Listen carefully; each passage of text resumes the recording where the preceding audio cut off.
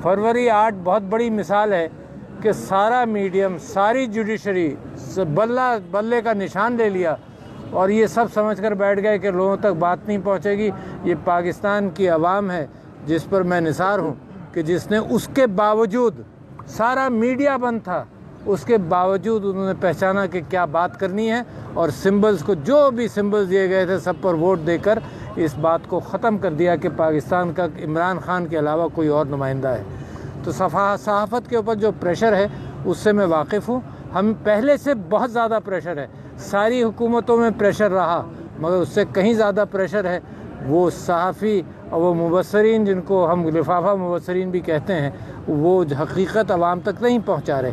मगर अवाम, इंसाफ अल्लाह ताला ने दिलों में डाला हुआ है। अवाम उस झूठ का, जो फेक न्यूज़ का प्रोपेगेंडा इस वक्त हुकूमत की तरफ से है, अवाम उस फेक न्यूज़ को पहचानते हैं।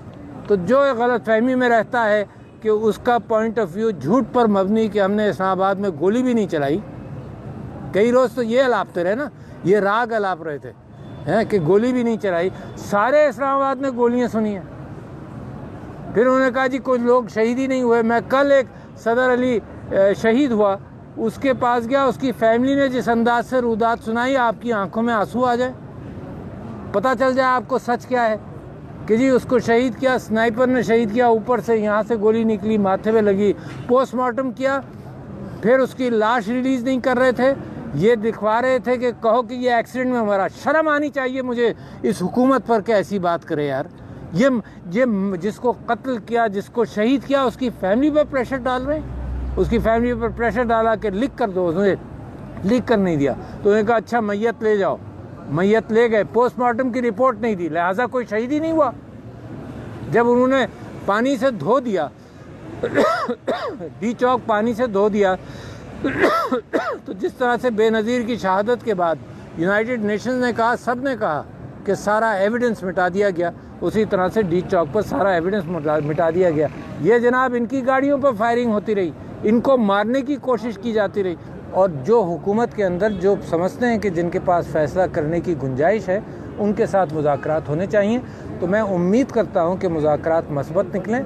जो फ़ैसला करने वाले हैं वो फ़ैसला करें तो ही मुज़ाकरात होंगे ना। टेबल पर बात तो लाओ।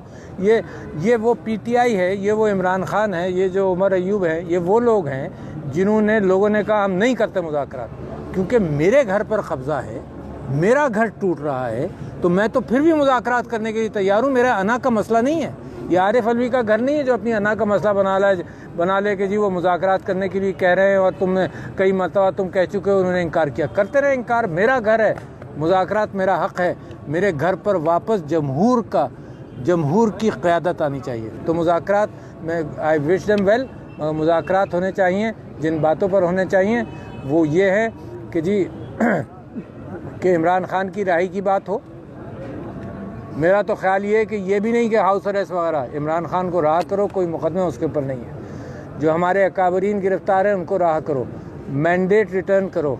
इलेक्शंस, अगर इमरान खान साहब कहते हैं कि इलेक्शंस दोबारा होंगे तो इलेक्शंस की तारीख दो, मुनसिफाना इलेक्शन की बात करो, इलेक्ट्रॉनिक वोटिंग मशीन के ज़रिए काम करो, क्योंकि अब किसी पर भरोसा नहीं है। तो लिहाजा मुज़ाकरात में कामयाबी की उम्मीद है अगर नेक नियति के साथ लोग बैठेंगे। हमारी नेक नियति, हमारा उमर अयूब उन मुज़ाकराती टीम का मेंबर है और I think he knows how to handle that. Abdul Qadir Jilani साहब के मुतालिक, जो बड़े पीर थे, सूफ़ी थे, उनके मुतालिक ये मशहूर था कि वो एक ही मौके पर 50 जगहों पर होते थे।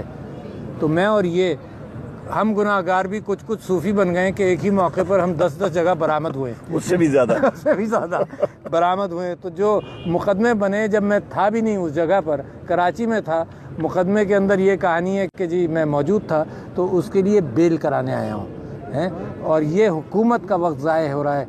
हुकूमत अरबा रुपए, खरबों रुपए का नुकसान पाकिस्तान को हुआ है रिजीम चेंज के बाद।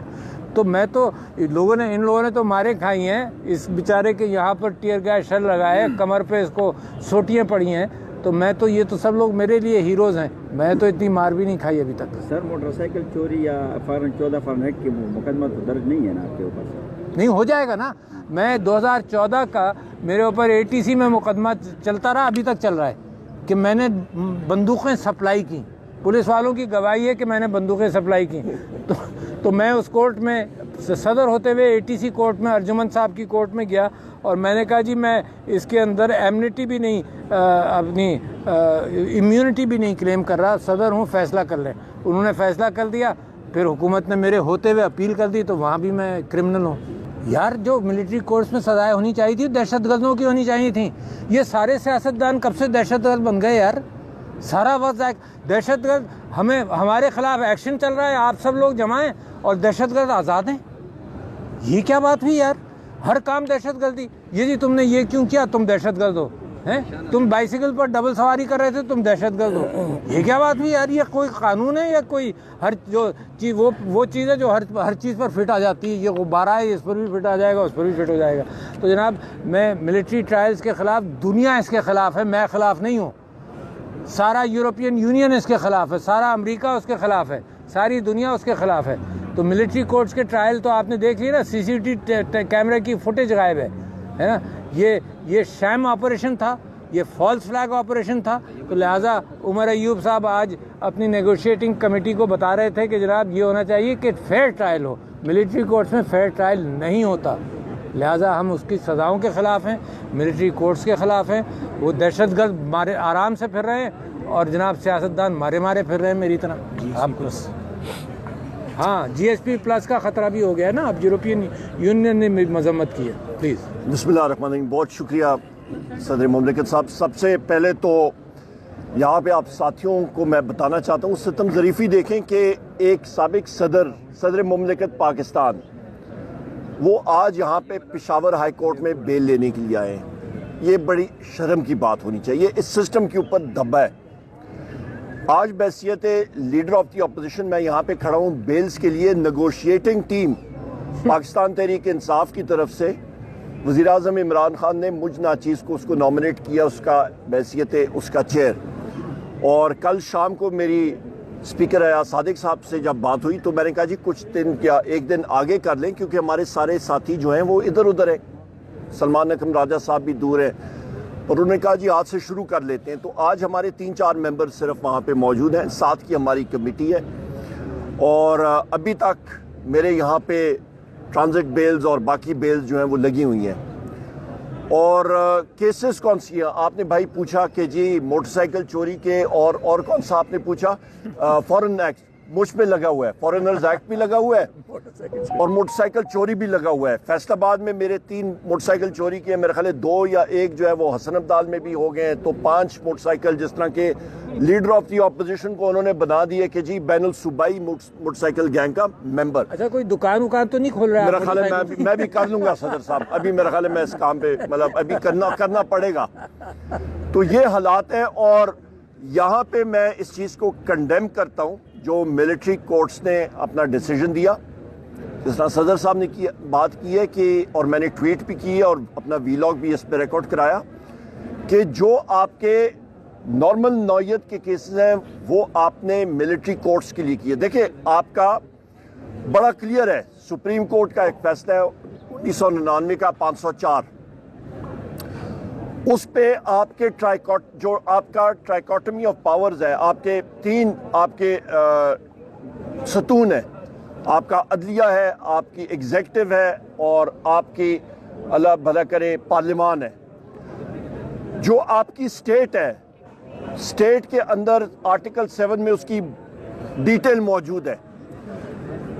اس ڈیٹیل میں آئین میں اس میں ریپیٹ نہیں کرتا ہوں، پر اس کو سم اپ کرنے کے لیے میں صرف یہ کرتا ہوں کہ جناب اس پہ نیشنل اسمبلی، سینٹ، صوبائی آپ کی فیڈرل حکومت، صوبائی اسمبلی، صوبائی حکومتیں اور وہ ادارے جو ٹیکس نافذ کر سکتی ہیں، یہ آپ کی سٹیٹ کا، اس کو سٹیٹ کہلاتے ہیں۔ باقی ادارے چاہے وہ مسلح افواج ہو، رینجرز ہو، فائر بریگیڈ ہو، پولیس ہو، وہ اوزار ہیں سٹیٹ کے۔ ملٹری کورٹ جو ہے وہ اوزار کا کورٹ ہے، وہ ملٹری کے کورٹس ہیں، وہ اٹھ کے آپ کے فیصلے کورٹس کے ذمہ داری نہیں یوزرپ کر سکتے، لہٰذا یہ فیصلے نل اینڈ وائڈ ہو جائیں گے انشاءاللہ تعالی۔ Point number 1۔ پوائنٹ نمبر 2، ہمارے جو ملٹری کورٹس کے لوگ جن کے خلاف ہوا ہے، ابھی بھی ہمارے ساتھی یہاں پہ موجود ہیں، ان کے لیے ہم لوگ ریٹ پٹیشن ضرور کریں گے اور اس کو پرسو کریں گے، اور امید یہی ہے کہ سپیریئر کورٹ سے اس کو اڑا دیں گے۔ تیسری اہم بات یہ ہے کہ مذاکراتی ٹیم کے حوالے سے پاکستان تحریک انصاف نے وزیر اعظم عمران خان صاحب نے 5 دسمبر کو میں وہاں پہ موجود تھا جیل ٹرائل میں، کیونکہ میرے اوپر بھی وہ چارجز لگ رہے تھے جو وزیر اعظم عمران خان صاحب پہ لگ رہے تھے. انہوں نے مجھے بلا کے کہا کہ مذاکراتی ٹیم بنانی ہے اور ہم نے اناؤنس کی، بلکہ اسی دن شام کو مجھے اریسٹ کر دیا گیا تھا انلیگل کنفائنمنٹ میں، اور کنٹمپٹ آف کورٹ بھی پولیس پہ لگی ہے اس پہ. تو لہٰذا اس پہ ہمارے جو پوائنٹس ہیں، نمبر 1 ہمارے اسیران یعنی کہ وزیر اعظم عمران خان صاحب، شاہ محمود قریشی صاحب، یاسمین راشد صاحبہ، ہمارے عمر چیمہ صاحب، ہمارے اجاز چودھری صاحب، میاں محمود الرشید صاحب، حسان نیازی صاحب جو ملٹری کورٹ میں ہیں، ہمارے ملٹری جو جیل کے اندر جو ہمارے ساتھی اس وقت اسیران ہیں، باقی اسیران ان کی فی الفور آزادی. نمبر 2 ہمارے جو 9 مئی کا کمیشن ہونا چاہیے کہ وہ CCTV فوٹیج سامنے آنی چاہیے. ہماری 26 نومبر 2024 میں جو سانحہ ہوا ہے ڈی چوک، اس کا کمیشن ہونا چاہیے. ہمارے اس کے ساتھ ساتھ جو الیکشنز ہیں، الیکشن کا پروسیس، اس کا صاف شفاف انکوائری اور fresh and free and fair election کی طرف ہمیں جانا چاہیے. یہ وہ ضروری چیزیں ہیں جو ہم نے سامنے رکھنی ہے، اور اس پہ ہماری طرف سے نیک نیتی سے ہم نے ساری چیزیں سامنے رکھی ہیں. کیونکہ آپ میڈیا کے توسط سے میں یہ چیز واضح کرنا چاہتا ہوں کہ پاکستان میں تب تک استحکام نہیں آئے گا جب تک آئین اور قانون کی بالادستی نہیں ہوگی. دنیا اس وقت انویسٹمنٹ نہیں کر رہی ہے اور اس پہ ہمیں تعجب نہیں ہونا چاہیے. PIA کی بڈ پرائس انہوں نے بولی، ان کا خیال تھا کہ 85 ارب روپے آیا جناب والا 10 ارب روپے بھی نہیں. کیوں؟ کیونکہ دنیا نے دیکھ لیا ہے کہ یہاں پہ عدم استحکام ہے، یہاں پہ آپ کا آئین اور قانون ہے ہی نہیں. سو لہٰذا وہ کیوں یہاں پہ انویسٹمنٹ کریں؟ سو لہٰذا پاکستان کو یا آگے ہم نے ترقی کی راستے پہ گامزن کرنا ہے تو free and fair election electronic voting machines کے ذریعے آنا چاہیے.